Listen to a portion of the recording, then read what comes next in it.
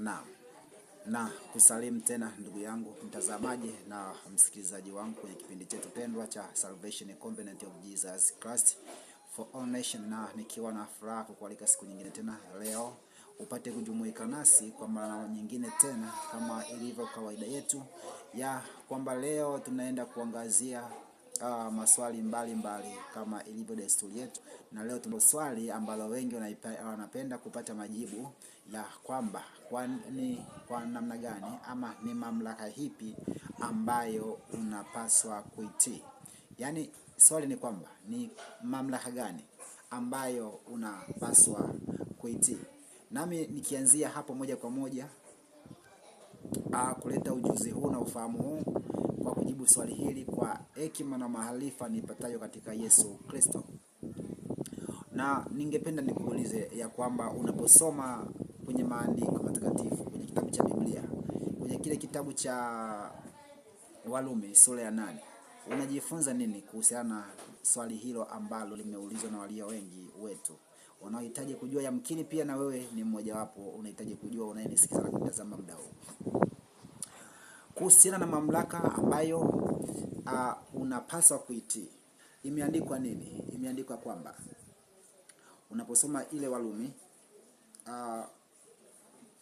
ule sura ya 13 ule mstari wa kwanza, nami nitasoma kwa msaada wa Bwana wetu Yesu Kristo.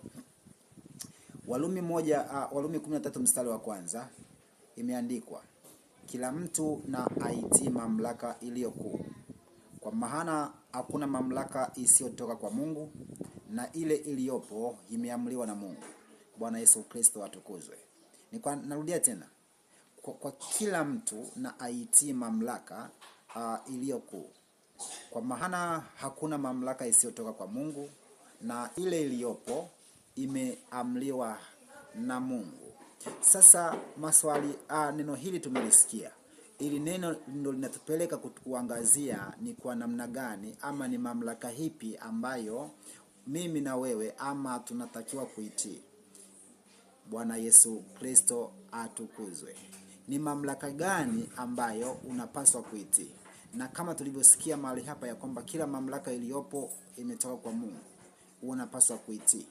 Lakini nikuulize wewe, unapata ufahamu gani ama umefundishwa nini ama umesikia wakuu wako wa dini na madhehebu mbalimbali katika imani wamekufunza nini, na wewe umejifunza nini unaposoma maandiko haya?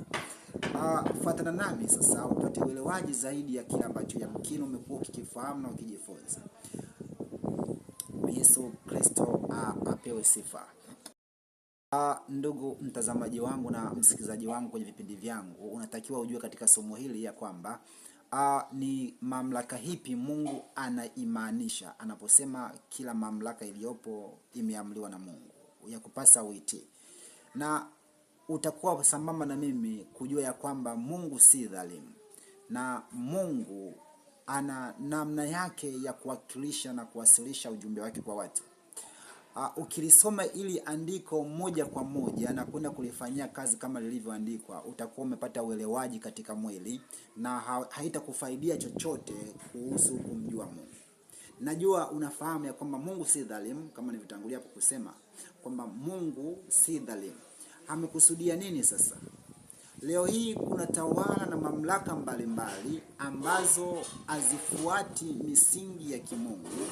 Ni mamlaka zinazotawala pasipo kufuata haki na kufuata ukweli, na wala nyingine mamlaka katika mamlaka zilizopo sehemu mbalimbali katika jamii ya leo duniani kote hazifuati matakwa ya Mungu Mwenyezi. Je, zimeamriwa na Mungu? Je, zimeruhusiwa na Mungu?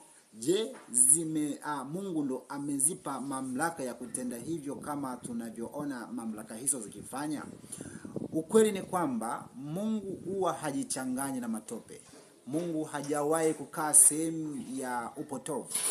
Ikiwa kuna mamlaka yoyote iliyopo hapa ulimwenguni lakini haienendi sawasawa na maagizo ya Mungu mwenyewe Yesu Kristo, haifuati matakwa, haina misingi ya haki, haijali haki na ukweli kutoka kwa huyu Mungu, si mamlaka hii inayozungumziwa hapa ambayo wewe na mimi tunapaswa kuitii. Ni mamlaka ile tu ambayo inatii Yesu Kristo, inamtii Mungu. Ndiyo mamlaka Mungu anasema nimeiweka. Mungu hawezi kuweka mamlaka inayofuata misingi ya giza, alafu Mungu akakwambia kwamba uitii kwa sababu mamlaka hiyo nimeiweka. Ukweli ni kwamba Mungu afanye kazi pamoja na giza. Mungu alijitenga na giza.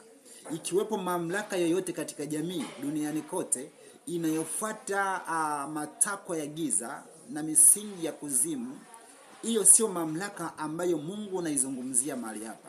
Kwa sababu huyo Mungu naye kwambia habari zake ni Mungu mtakatifu siku zote, na hawezi kujichanganya pamoja na upotofu. Ni ufahamu wako wewe ambao unasoma maandiko kimwili, kwa sababu umesoma kimwili na kupata uelewaji kimwili. Lakini kila maandiko na kila neno la Mungu lina maana kiroho, lina maana kiroho. Kwa hiyo ni mamlaka hipi ambayo unapaswa kuitii? Ni mamlaka inayotii haki na kufuata misingi ya Mungu mwenyewe. Kinyume cha hapo, hiyo mamlaka usiitii. Kwa sababu ukitii mamlaka yenye msingi wa giza na msingi wa kuzimu, hakika nakwambia wamepotoka na wewe utapotoka pamoja nao. Mungu ni mtakatifu, hafanyi kazi pamoja na giza. Haijalishi ni kiongozi gani amekufundisha, ana nafasi gani, unamchukuliaje mbele zako unapomsikia akihubiri ama akikufundisha, umempa nafasi gani na viwango gani. Lakini nataka nikwambie, si kila wakati mtumishi huyo uliyemuona atakuwa sahihi kwa kila neno. Bwana Yesu Kristo atukuzwe. Kwa hiyo upate kuelewa ya kwamba kama mamlaka iliyopo inayokuongoza haifuati misingi ya haki. Na tumesema nini haki huko nyuma? Tumesema kila tendo lisilo haki ni dhambi. Maana hiko mamlaka inayotawala na kumiliki kwa misingi ya dhambi na uovu. Sasa wewe utaniambia kwa neno hili tulilolisoma hapa ya kwamba tumeagizwa kutii. Utatii giza, utatii uovu. Atakuagiza kiongozi na mamlaka kushiriki katika uovu, na wewe utashiriki ukisema kwamba kwa sababu imeandikwa kila mamlaka iliyopo tunapaswa kuitii kwa sababu imetoka kwa Mungu.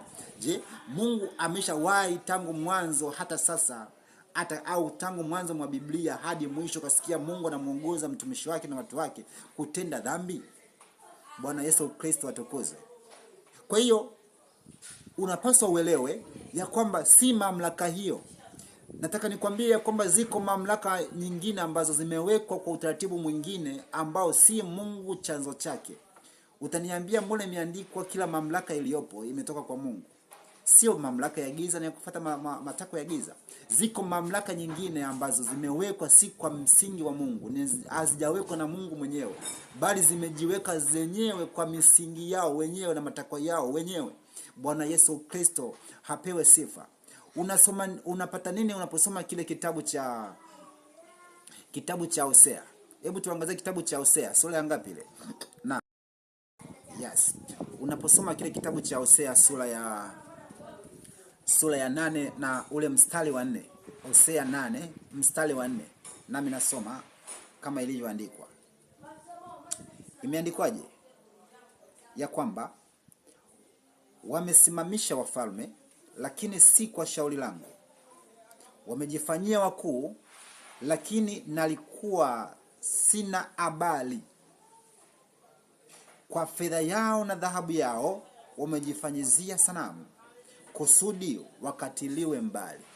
Lakini muktadha kabisa wa maandiko haya kutokana na kitu tunachokiongelea cha mamlaka na falme mbalimbali, kwa sababu unapoongelea mamlaka unaongelea falme. Bwana Yesu Kristo atukuzwe.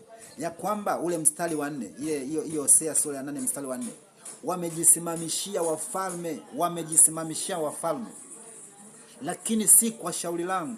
Sasa wewe unapochukulia mstari moja kwa moja kwenye kile kitabu cha Warumi tulichosoma pale, ukasema kila mamlaka iliyopo imeamriwa na Mungu, usifahamu kwamba Mungu anajaribu anajua kwamba wewe unaufahamu kumuhusu Mungu ya kwamba utapingana na kila mamlaka isiyo fuata misingi yake.